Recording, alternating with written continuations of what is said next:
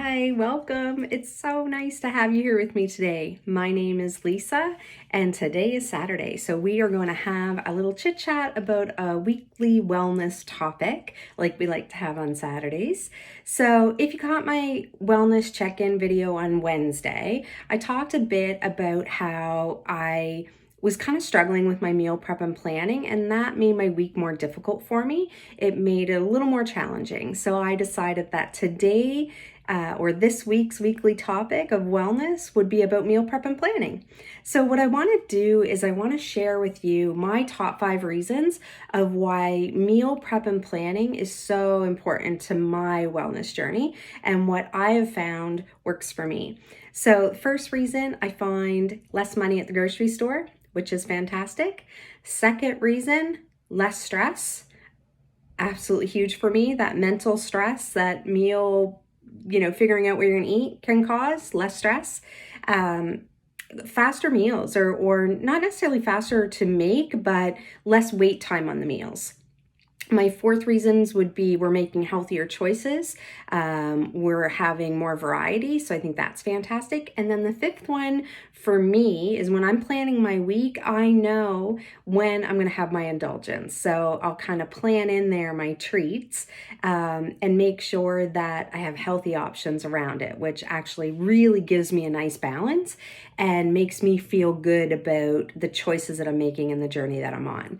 So let's just get started and start talking about those. So the first one, the less money at the grocery store. Now, this isn't every week, and of course it depends on, what you have to buy for your weekly meal prep and what choices that you've made for the types of suppers that you want to have or the types of meals that you want to have. So what we'll do is we'll sit down as a family and the kids will decide what they want their suppers to be, meaning they each choose a day that they're going to make supper, and then they decide what it is they're going to make. So depending on what their decision was, that usually helps John and I decide what ours is going to be. John, it's going to be whatever meat is on sale at Sobeys. Just guaranteed, I'm telling you right now, whatever meat's on sale at Sobeys, that's what John's making for supper. I tend to look at what the kids are making, and then I try to go with maybe a leaner protein or sometimes maybe even something a little bit healthier. But honestly, my son chooses some sort of seafood, haddock or salmon most of the time, so he's really good. Sophia usually chooses some sort of beef or red meat, which I find a little bit harder on my belly. So again, I just go with something lighter that would kind of complement those around the days that they're making those. So that's what works for us. So once we have that list down, we know what the protein is, what the vegetables are, that sort of thing. Then John goes, he buys the groceries. We already have it on our board, what nights the suppers are and things like that.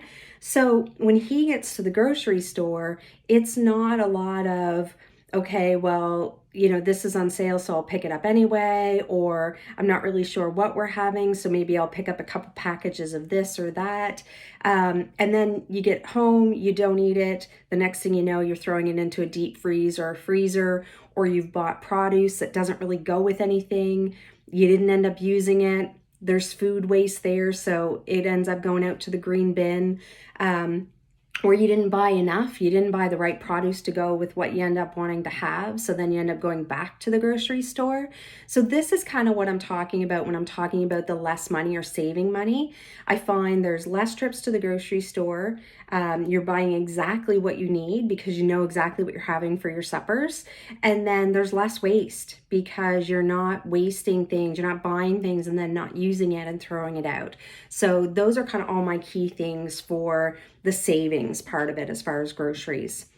Now, the second one for me is the less stress. So I don't know what it's like in your house, but you've worked all day, you come home, you already start at the text at probably like 3 o'clock in the afternoon with your significant other, your partner, or your roommate, whatever, your kids. What's for supper? What do you want for supper? What do you feel like having for supper? And it's always like, I don't know. What do you want? You pick. I don't care. We all care. I know you're going to sit there and say, I don't care. I'll eat whatever. Y'all care. Because then as soon as somebody makes it, you're like, oh, it's not really what I was feeling. It's not really what I wanted. It was good, but I didn't really want that. So for me, not having to have that conversation, not having to start those texts at 3 o'clock in the afternoon of what are we going to have, who's going to make it, what's it going to be, do we have to stop and pick anything up for it? You know, is somebody making something that's going to take 2 hours and I'm not going to eat until 8 o'clock tonight?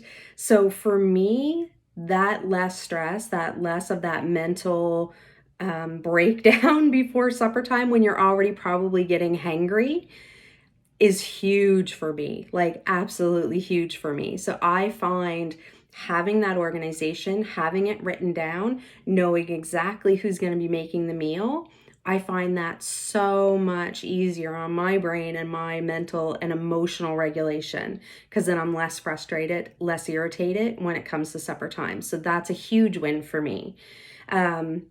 Now, when I was talking about less weight on suppers, what I mean by that is it kind of goes along with the less stress. So what would happen is I would get home, we would still be in the back and forth of, I don't know, I don't care, there's got to be something here, just see what's in the freezer.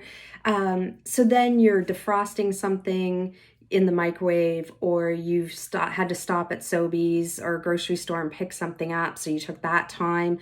And then what would happen to me is I would be so hungry by the time I got home that I would either be picking and snacking while I was making the meal, all those, you know, bites, licks, and tastes, those BLTs that add up while you're making your meal, or I would eat, you know, a bunch of things before I even started supper trying to figure out what to make. I would almost eat an entire meal before I sat down and ate my meal. So for me, this helped with portion control. It helped with over snacking and you know, eating things that I really didn't want to eat while I was making supper. And when it's, you know, that that's what you're having, you already have it defrosted or it's fresh, which is nicer because you didn't even have to put it in the freezer. You knew where you were having it. And it's just a lot faster to know what you're doing, get it made and get it on the table and serve it up for everybody, right? So those are the first three that I wanted to talk about, but I'm going to go ahead and get a second part to this video. This one's running a little bit long, so I'll put the second video link in the description below, and we'll continue on in there. So again, thanks for joining me, and I'll see you real soon in the next video.